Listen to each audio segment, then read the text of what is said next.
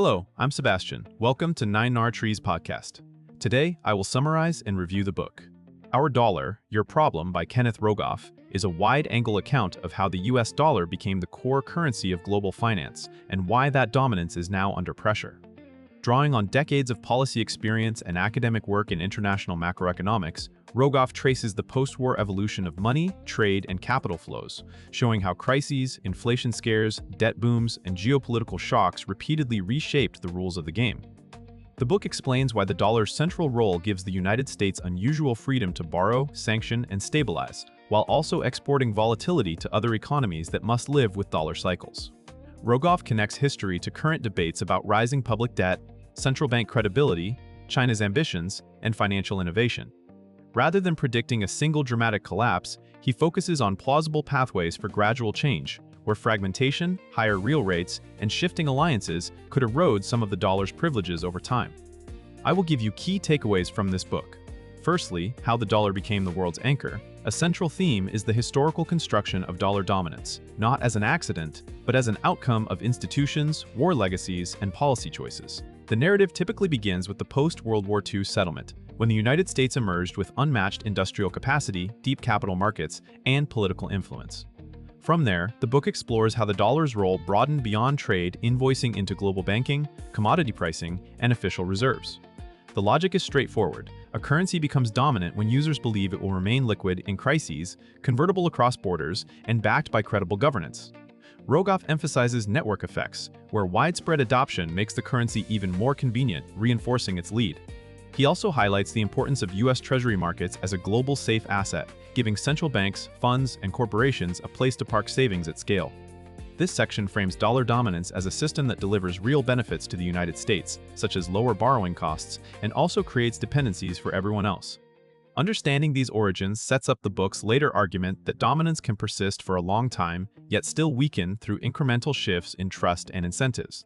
Secondly, turbulent decades, inflation, volatility, and crisis cycles. Rogoff's tour of the last 7 decades stresses that global finance is shaped by recurring stress tests, inflation episodes, recessions, banking panics, emerging market crises, and sudden regime changes in interest rates. A key takeaway is that financial stability is not a default condition.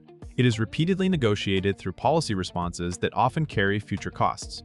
The book connects the end of fixed exchange rate arrangements, the inflation of the 1970s, and subsequent disinflation to the changing credibility of central banks. It also links the globalization of capital markets to boom and bust dynamics, where easy funding and risk appetite can reverse quickly, exposing countries that borrow in foreign currency or run large external deficits.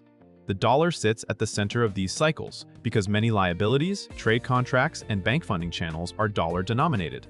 When US monetary policy tightens, global financial conditions often tighten with it, even for countries with different domestic needs. Rogoff uses this history to show why crises are not simply national events. They propagate through currency pegs, cross-border banking, and investor herding. The emphasis on turbulence reinforces the argument that reserve currency status is tested in bad times, and resilience comes from institutions that adapt without losing credibility. Thirdly, the United States' privilege and the rest of the world's constraint. The book examines how reserve currency status produces an asymmetry. The United States gains flexibility while other countries absorb spillovers. Rogoff explains that the US can finance large deficits more easily because global investors demand dollar assets for safety and liquidity. This can translate into lower interest costs and a greater capacity to respond to shocks with fiscal and monetary tools. At the same time, dollar dominance can create vulnerabilities abroad. Many governments and firms borrow in dollars, which can become dangerous when their local currency falls, raising the real burden of debt.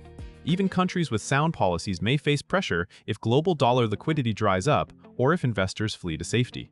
Rogoff also links this asymmetry to policy choices beyond economics, including sanctions and financial statecraft.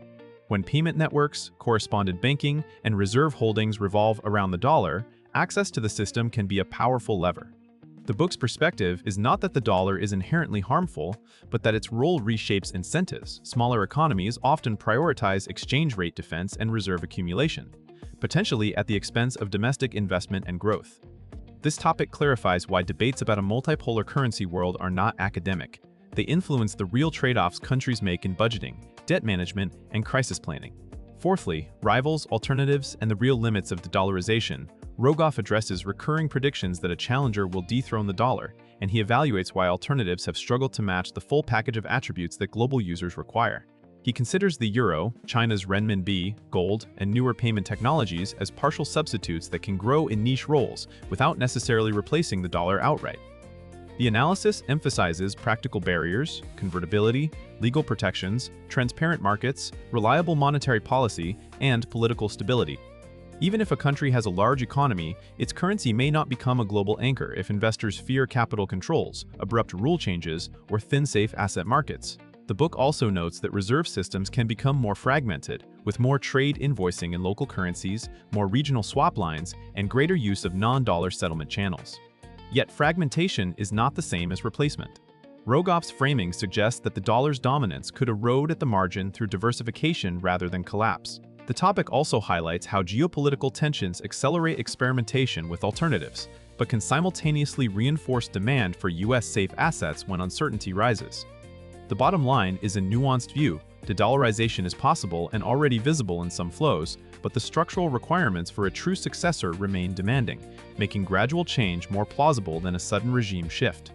Lastly, the road ahead, debt, interest rates, and the next monetary regime, looking forward, the book focuses on how high public debt, changing demographics, and shifting interest rate trends can alter the foundations of the dollar era.